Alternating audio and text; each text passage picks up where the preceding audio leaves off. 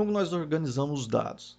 Então, cada resposta de cada sensor, ou seja, para cada uma amostra, eu vou ter resposta de cada sensor em uma linha. Então, a primeira amostra eu tenho a resposta de todos esses sensores. Então, eu vou ter uma linha na minha matriz, a segunda amostra, segunda linha, assim por diante. E as colunas serão as respostas para cada um dos meus sensores.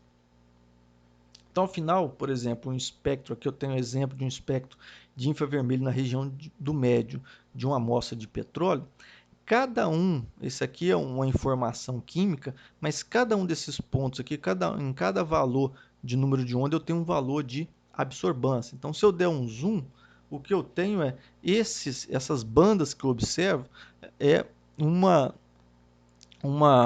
contínua, ou seja, uma linha contínua ligando cada um dos valores de absorbância medido em cada um dos números de onda.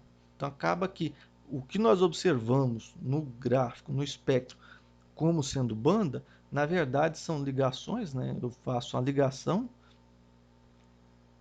em cada um dos pontos de número de onda medido, ou seja, eu ligo os valores de absorbância medido em cada um dos comprimentos de onda.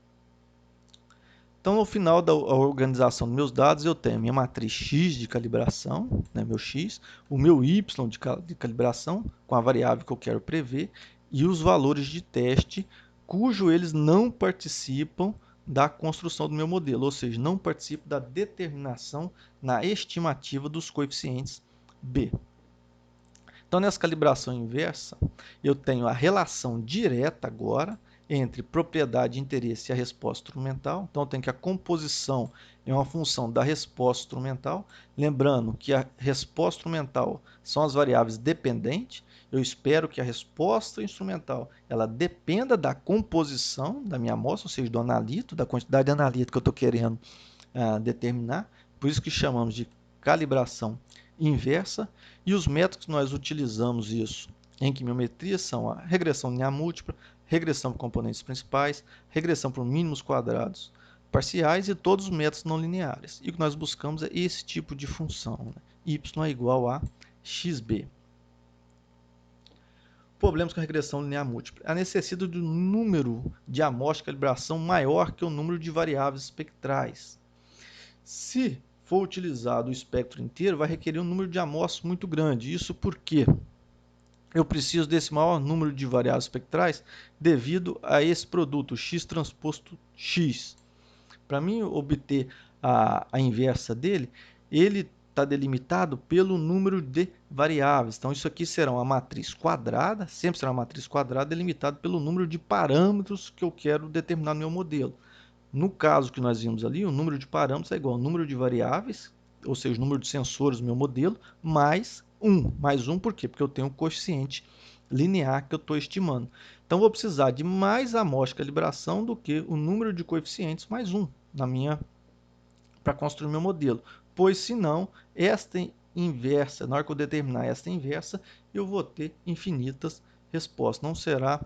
Ou quando eu for calcular a inversa desse produto X transposto X, eu vou ter um sistema possível de ser resolvido, mas indeterminado, ou seja, não tem solução única. E a aplicação é mais restrita em sistemas mais simples. Como solucionar o problema? A aplicação de seleção de variáveis, por exemplo, o método stepwise, ou utilização de algoritmos genéticos, ou, como nós já vimos a PCA, redução de variáveis, ou seja, eu vou reduzir a dimensionalidade do meu conjunto de dados utilizando a análise por componentes principais.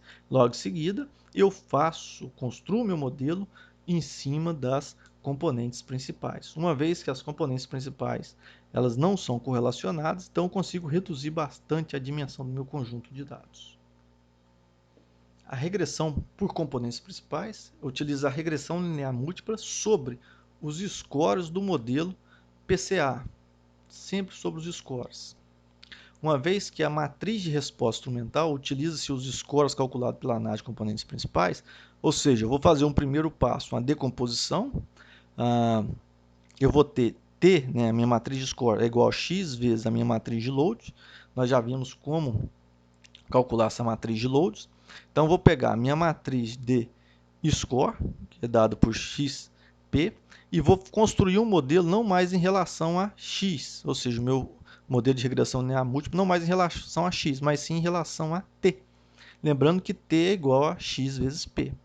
Então, vou construir o meu modelo e a solução, a estimativa desses coeficientes agora para esse meu espaço reduzido, vai ser dado pela pseudo-inversa de t vezes y, ou seja, xp, produto xp transposto vezes xp, calcula a inversa desse produto e multiplico por xp transposto, no caso, x vezes p, os dois transpostos, vezes o meu vetor y. As vantagens da PCR. As variáveis x são substituídas pelos scores que são ortogonais, então elimino uma grande quantidade de amostras, com isso eu aumento o número de graus de liberdade do meu modelo. A PCR resolve o problema de colinearidade que normalmente nós temos quando utilizamos sensores instrumentais. E o menor número de amostras são necessários para desenvolvimento do modelo de calibração. Uma vez se eu trabalhar com um espectro, por exemplo, na região do infravermelho, eu vou ter em torno de 1.700 variáveis, o que é inviável utilizar mais do que 1.700 amostras. Então, quando eu faço a redução da dimensionalidade através das análises de componentes principais, eu consigo reduzir isso para algumas poucas componentes principais. Então, às vezes, para 4, 5 componentes principais. Então, com isso, eu consigo trabalhar com mais do que 4 ou 5 amostras. Os valores obtidos dos scores T e dos pesos são ótimos para a previsão de Y? Essa é uma questão. Resposta é não. Que o P1, ou seja, o primeiro vetor que eu obtenho na minha PCA, ela descreve a maior parte da variância de x, ou seja, a maior parte da informação de x. O P2 ele é ortogonal e P1 e descreve a segunda maior parte, não correlacionado com a primeira, e assim por diante. No caso, essa informação é a informação de x, ou seja, eu estou maximizando a informação de x e não a informação de x correlacionada com y. No caso, seria melhor escolher um conjunto P, ou seja, uma base vetorial P, de tal maneira que, além de descrever a variância, ou seja, a informação de x, maximizasse a correlação com y. Ou seja, eu quero ver a informação de x, a informação que eu tenho na minha matriz espectral, maximizada, ou seja, essa informação maximizada, mas que seja correlacionada com y. Lembrando que essa informação maximizada, em estatística, nós calculamos como variância. Então, maximizar a informação significa maximizar a variância. Então, seria melhor obter uma base vetorial P, que maximizasse essa informação, essa variância, mas que essa informação fosse correlacionada com y. E isso é o que chamamos de PLS.